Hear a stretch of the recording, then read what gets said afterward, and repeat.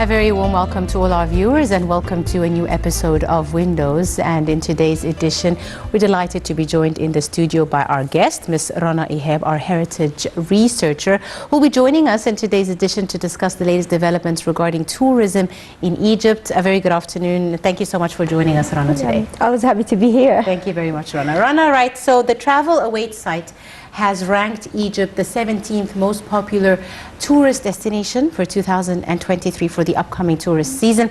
A good achievement really for Egypt and tourism in Egypt, despite of all the global challenges and post-coronavirus pandemic, even though the pandemic is still ongoing in many parts of the world, still affecting travel and tourism, etc. So this decision or this ranking is based on different criteria. Egypt, of course, is a beautiful destination with so many different places to visit. So tell us a bit about what makes Egypt a unique destination for travel and for tourists. I want to say, even when we look all over the world about something special, we can talk about the beaches, we can talk about the archaeology, we can talk sometimes about the weather, but actually here in Egypt we have everything, literally everything. So if you're looking for stories, if you're looking for archaeological sites, amazing art, actually your destination should be in Egypt. And if you look for amazing weather, entertainment, and you're looking for spending a good time with your family, actually your destination will be also here in Egypt. For the ranking, we gain around 7 beaches here in Egypt. Each one of them actually have a different special thing. So if we are talking about the places in Marsa Matruh, for example, we're looking for the warm water, and if we looking for another places, we looking for the what we have under the sea, for the fishes, different kind, everything you have here. So this is actually what make Egypt special. So we have different kinds of tourism. We have culture tourism, we have blue tourism, we have a green tourism, even eco-tourism. So everything related to this tourism actually we have here in Egypt. So if you're looking for a warm weather, you have many different places here, from Alexandria to Aswan. Even in winter, when you visit Egypt, you have Luxor and Aswan to visit with amazing cruises on the Nile, and enjoying seeing the places, historical places in the middle of the Nile. So this is very, very important here. Indeed. Rana, you mentioned a very important issue, which is that of, diversification of tourism. Egypt has been working to diversify its different touristic programs. So it's no longer just about archaeology or beaches. Lots of different kinds of tourism now exist to cater for different, tourists and their needs. So we're talking, as you said, eco-tourism, green tourism. We have sports. We even have conference tourism. Exactly. Now we have lots of summits. It's a great destination to host a summit or a conference for your company or your organization. Also, we have religious tourism. If you want to visit the Islamic areas, you want to visit the Coptic, follow the journey of the Holy Family around Egypt, another opportunity is here for you in Egypt. So how important was this diversification of the different kinds of tourism in attracting more tourists and different kinds of tourists to Egypt? When we talk about that, we talk about our place in the Middle East tourism.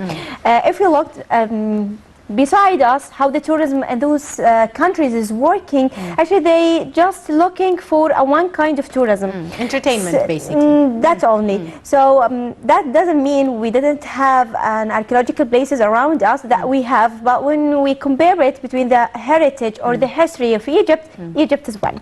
So, and also we have something specialized in the Middle East, the peace. So when someone want to visit Egypt during the corona pandemic, for example, we are the first country who doing the things is related to the corona pandemic, and how the sanitizers in everywhere. We are working on the archaeological sites and even in the museums, and we did something also for the people who cannot visit the place, like the virtual tours, for example. So this is a very, very important and encourage the tourism in Egypt. If we are talking about the different people who want to visit. If we are talking about the youth people, so we're doing a Youngsters great programs for the people there. Even you do not want to, or you do not have the money to visit Egypt during the conferences we do, just apply in it, and if you are qualified, you will be with us here and see how Egypt actually is beautiful. We're doing a great programs for them, for the honeymooners.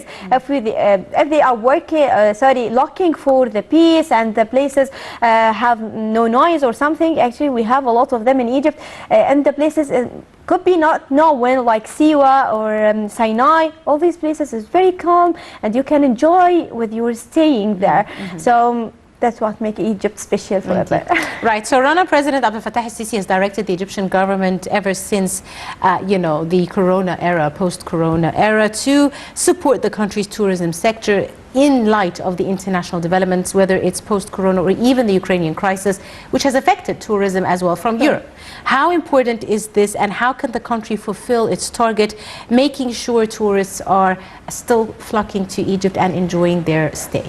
Sometimes when we bought a plan or a program for future years, we are not depend on just one kind of tourism. For that reason, we have different kinds. We want to make all the people around the world visit Egypt, not just a small place or just in one country or something like that.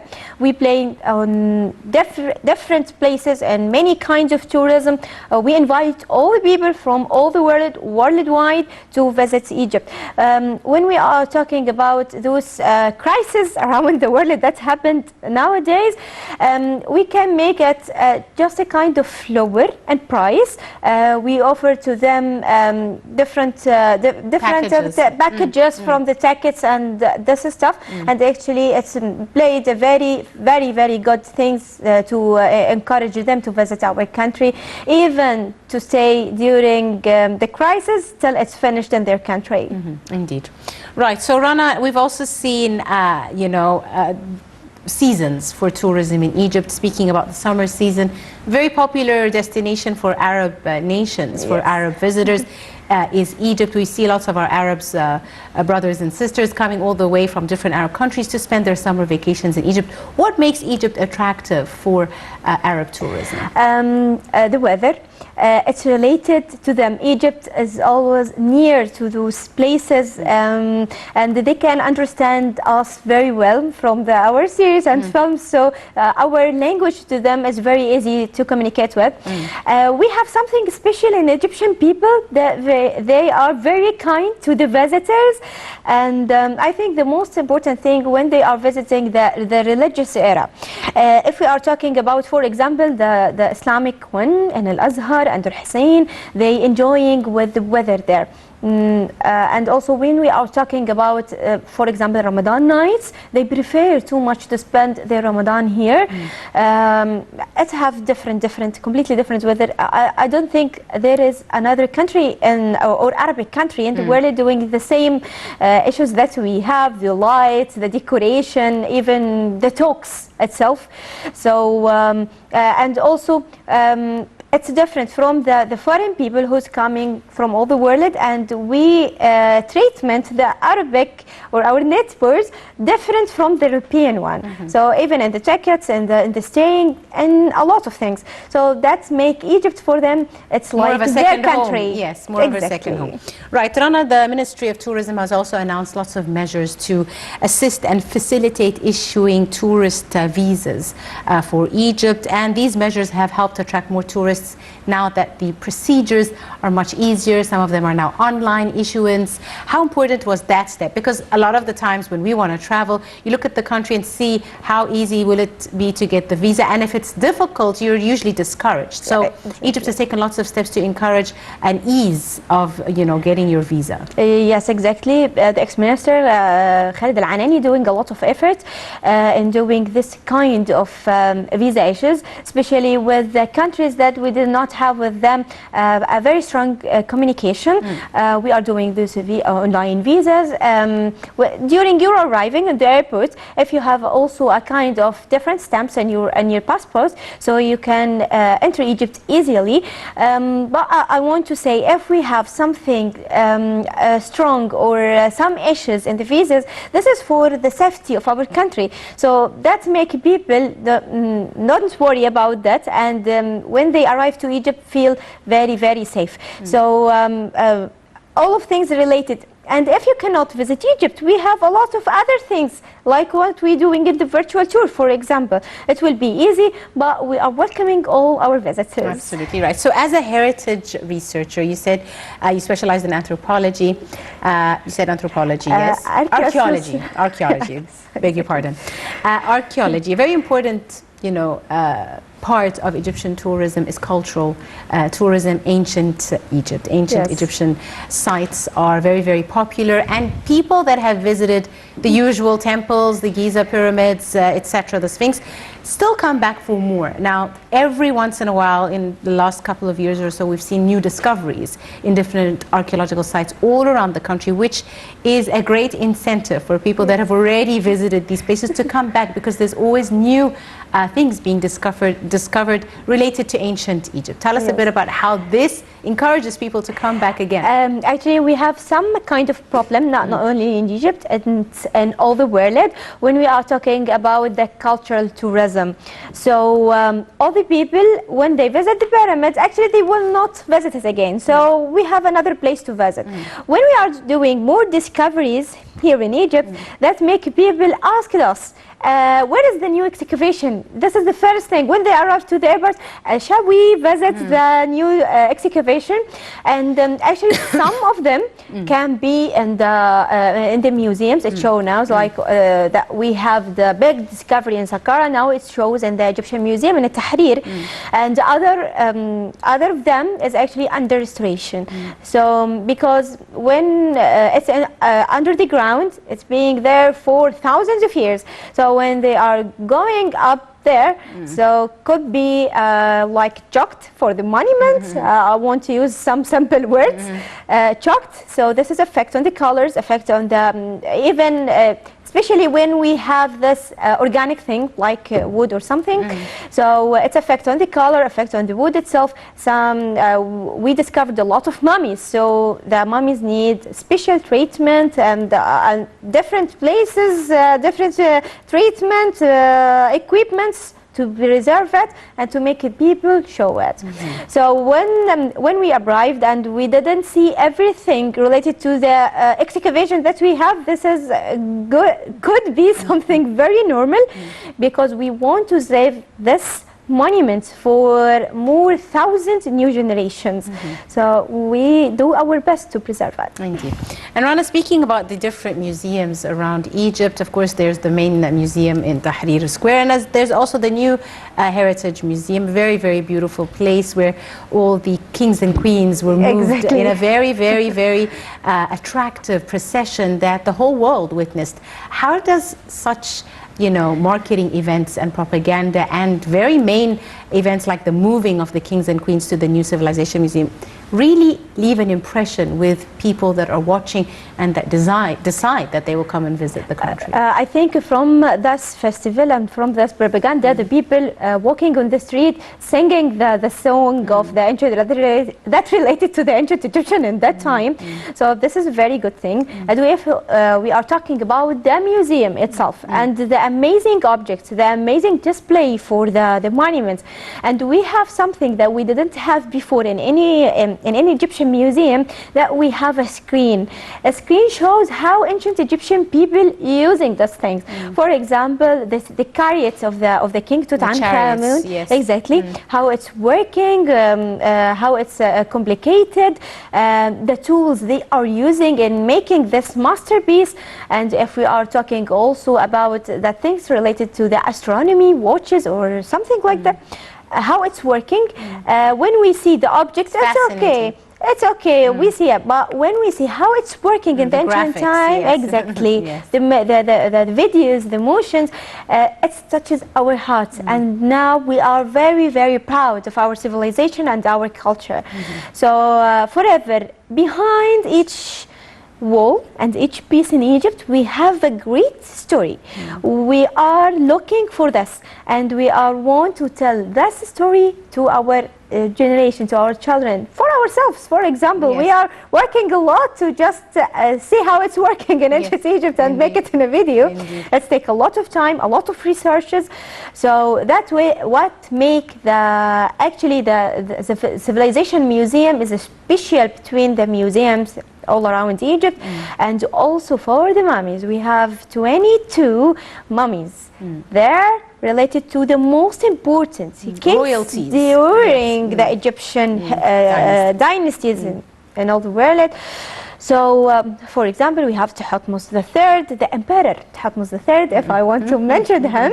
Also the Queen Hatshepsut, the King Seqnen-Ra, who dismissed the Hyksos from the land of Egypt.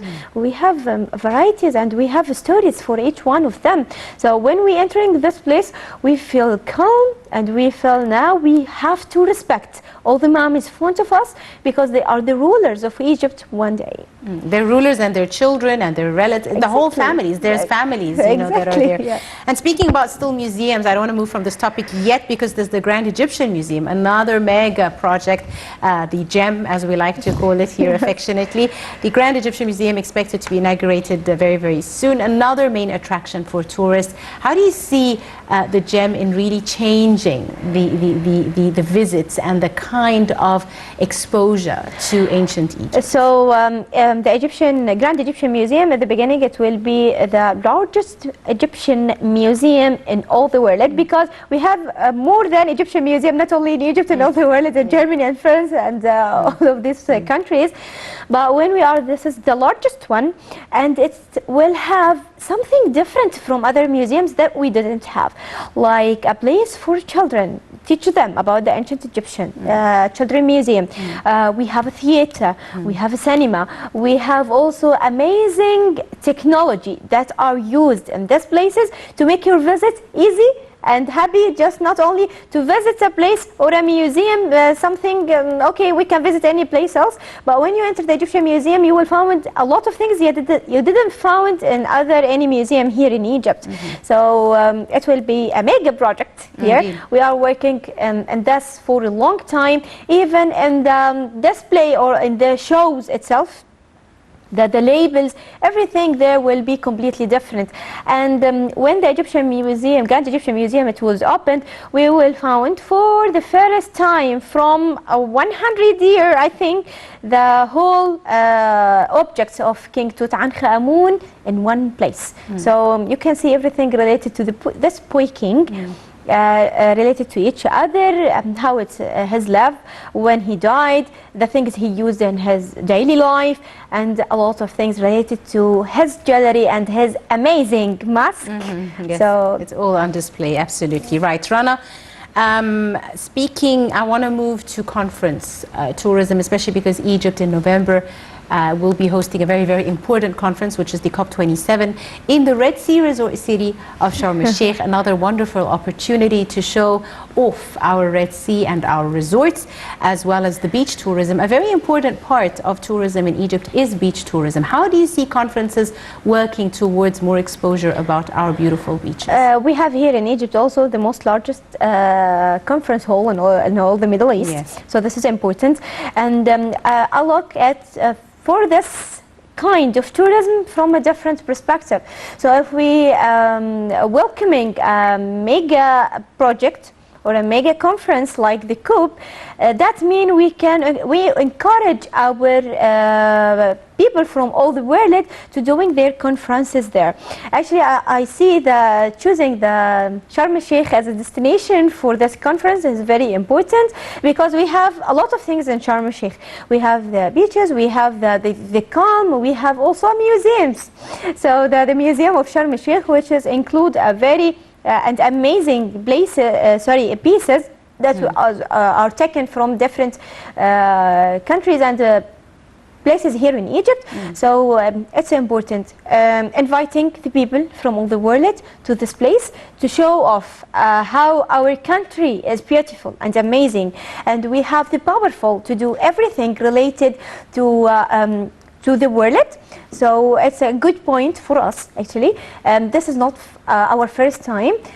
During this year we welcoming many different mega sports conferences, projects, sports related to everything. So it will add to our CV that Egypt welcoming the COP27, and also encourage the people.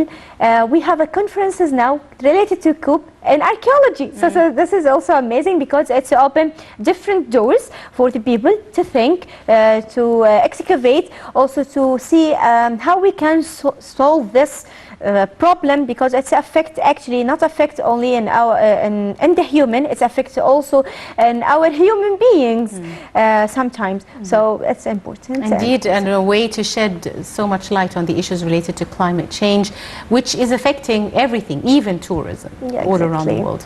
Right, so speaking about different climate and the weather, even in the colder months of the year, as you mentioned earlier, we have Al-Qusr and Aswan, another beautiful destination for tourists to come. And usually when people come and visit, you know, November, December, January period, they are shocked that it's warm and they don't need jackets and jerseys, and it's a surprise for them. And it's beautiful because, again, ancient Egyptian history all the way there. Tell me a bit about the importance of the different seasons in Egypt. You have summer tourism, you have winter tourism.